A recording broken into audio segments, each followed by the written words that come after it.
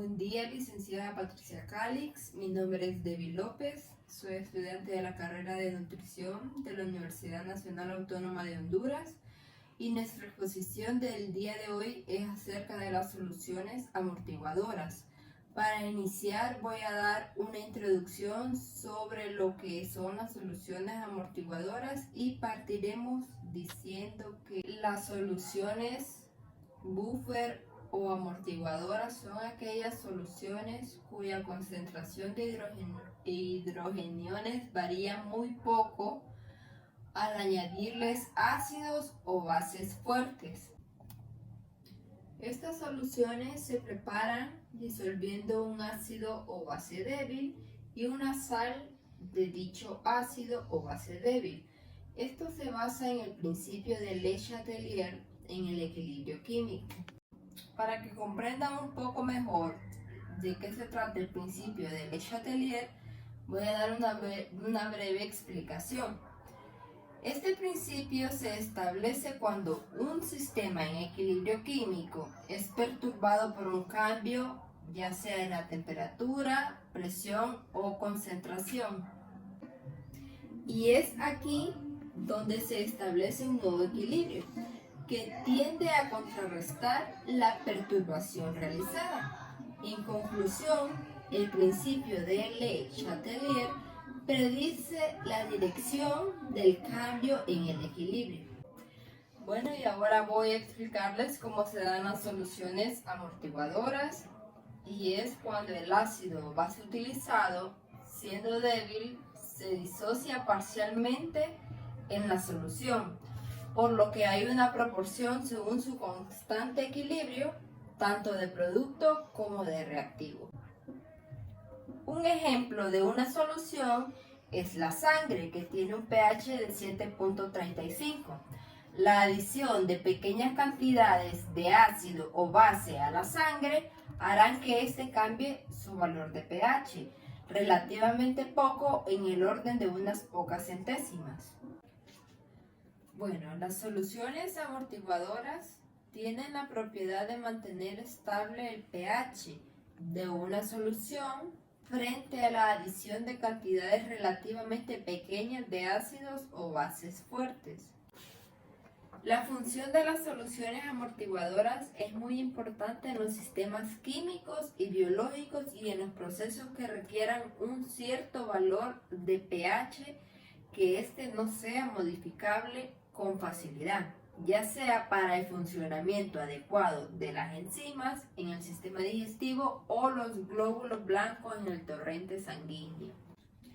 También son llamadas soluciones tampón, que son sistemas acuosos que resisten a los cambios en el pH cuando se le añaden pequeñas cantidades de ácido o base y constan de un ácido débil y su base conjugada.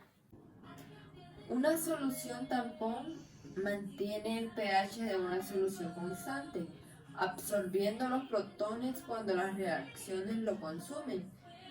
La capacidad amortiguadora también depende de las concentraciones relativas del ácido y de bases débiles. Es importante saber que tanto el concepto de pH como la escala de pH tienen sentido en soluciones acuosas. Esto quiere decir que todos los buffers o soluciones amortiguadoras son preparadas en agua. Los amortiguadores más sencillos están formados por mezclas binarias, como ser un ácido débil y una sal del mismo ácido con una base fuerte, como por ejemplo el ácido acético o el acetato sódico, o una base débil y la sal de esta base con un ácido fuerte, por ejemplo el amoníaco y el cloruro amónico.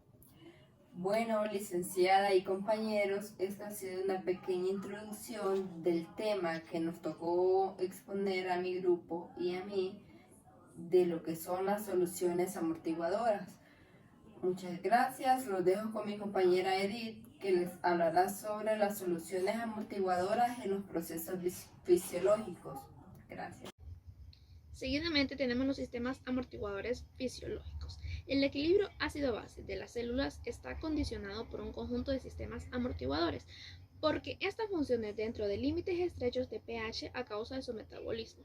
Los factores de amortiguación más sobresalientes en los organismos vivos, por su acción rápida y por su eficiencia en la regulación de pH, son los sistemas de bicarbonato, los sistemas de fosfato, la hemoglobina y las proteínas de plasma.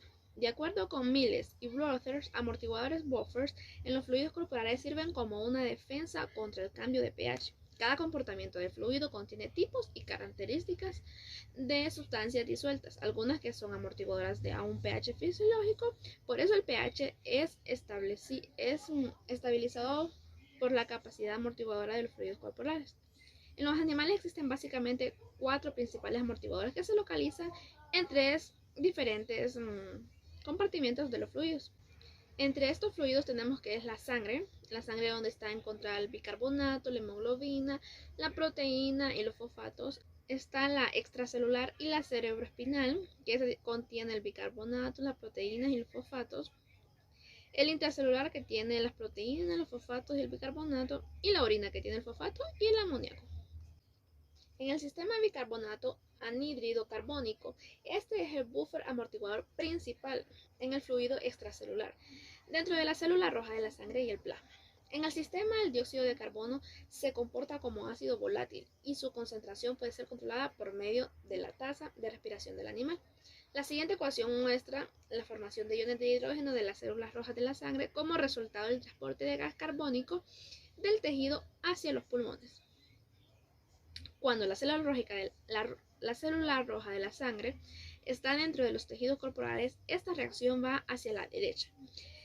En los pulmones la reacción va hacia la izquierda. Además, la presión parcial del dióxido de carbono es más alta dentro de los tejidos y más baja en los pulmones. La reducción en la tasa de respiración permite la acumulación de dióxido de carbono y mueve la ecuación hacia la derecha. La concentración le permite la acumulación de dióxido de carbono y mueve la ecuación hacia la derecha. La concentración de hidrogeniones se incrementa y el pH del fluido se reduce, lo que produce una condición conocida como cornoacidosis respiratoria. Si la tasa de respiración es más rápida que lo normal, la ecuación se mueve hacia la izquierda y resulta la alcalosis respiratoria. Esto ocurre comúnmente en aves como resultado del jadeo debido al estrés por calor. Se puede controlar estos disturbios metabólicos por medio de aumentar o reducir la tasa respiratoria. En el sistema fosfato, todos los fosfatos en el animal vienen de la dieta, a un pH de 7.40. La mayoría de los fosfatos en comportamientos de fluidos existen en la forma de las especies iónicas, hidrógeno fosfato 1 y hidrógeno fosfato menos 2. Cuando el pH en los fluidos corporales comienza a decaer, la especie de hidrógeno fosfato menos 2 se vuelve importante como un aceptante de protones y se convierte en la especie de hidrógeno fosfato menos 1. Así, cuando el pH se eleva por encima de 7.40, la especie de hidrógeno fosfato menos 1 dona un protón al fluido y se convierte de nuevo en la especie de hidrógeno fosfato menos 2. El sistema fosfato es el amortiguador más importante en la orina, debido a que los protones excretados en la orina son principalmente en la forma de la especie de hidrógeno fosfato menos 1. La hemoglobina es un amortiguador muy importante y solo se encuentra en la célula roja de la sangre. Sirve como un amortiguador excelente por varias razones. Las 2 razones principales son su alta concentración en la sangre y su altísimo contenido del aminoácido histidina. Este aminoácido tiene una cadena lateral únicamente llamada aminazol.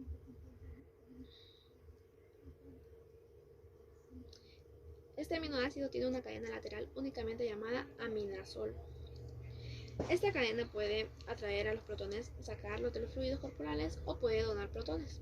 Dichos fluidos en el intento de manera del pH cerca del 7.40.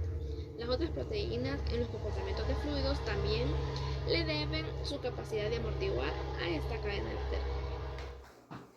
Muy buena, licenciada. Yo le estaré hablando acerca de la preparación de soluciones tampón. Al momento de preparar una solución tampón, debemos tomar en cuenta 7 pasos fundamentales para la elaboración de las mismas. El primero es calcular los componentes.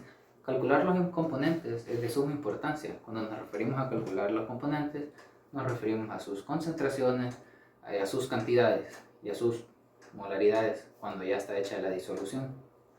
Es muy importante tomar en cuenta el cálculo antes y después de hecho la solución tampón o solución amortiguadora. El número 2 es pesar los componentes.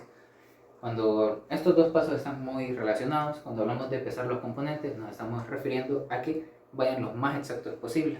Porque si no tenemos el cuidado de que los componentes vayan exactamente al peso necesario para obtener el volumen final, puede ser que cuando regulemos el pH más adelante tengamos problemas porque los componentes no son iguales.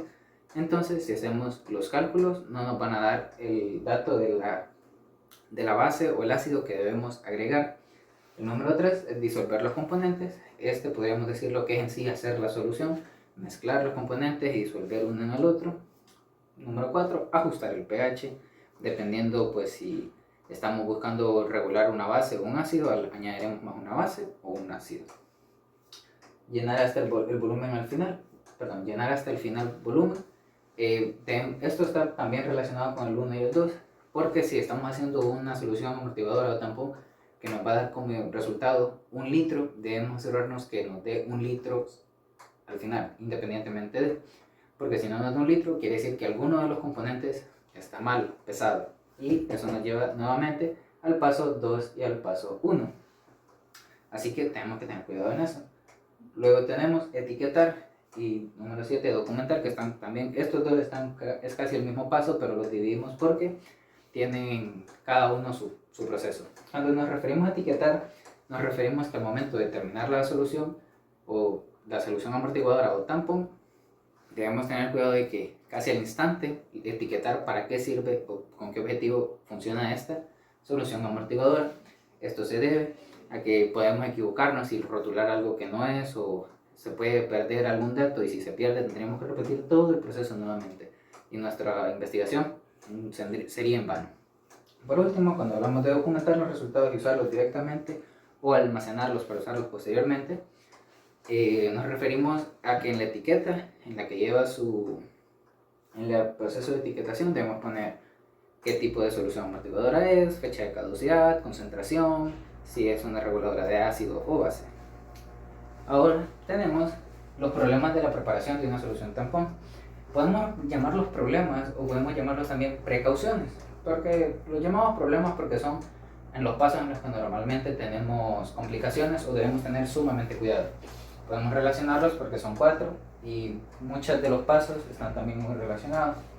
El primero son los cálculos con las soluciones tampón. Está relacionado con el paso 1 y 2, porque como le dije, tenemos que tener cuidado que cuando pesemos los componentes, estos nos den igual al objetivo final de la solución, tanto como los que estamos haciendo al principio. Aquí tenemos una de las fórmulas, no sé si se aprecia desde esa distancia, que normalmente utilizamos al momento de preparar soluciones tampón o soluciones amortiguadoras. La primera es la concentración de iones H, que es igual a la constante del ácido, o Ka minúscula, entre la concentración acídica, entre la solución el peso ácido, y el peso de todo el ion o la sal. También tenemos para la base calcular la concentración de iones OH, que es la constante de la base o alcalina, dividida en el peso de la base entre el peso del ion o la sal en concreto. Número 2, también relacionado con el problema número 1 y el paso 1-2, tenemos pesaje y registro de los resultados del pesaje. Tenemos que tener cuidado que el momento de pesarlos sea lo más exacto posible, que el rango de variación entre los pesos sea el mínimo posible.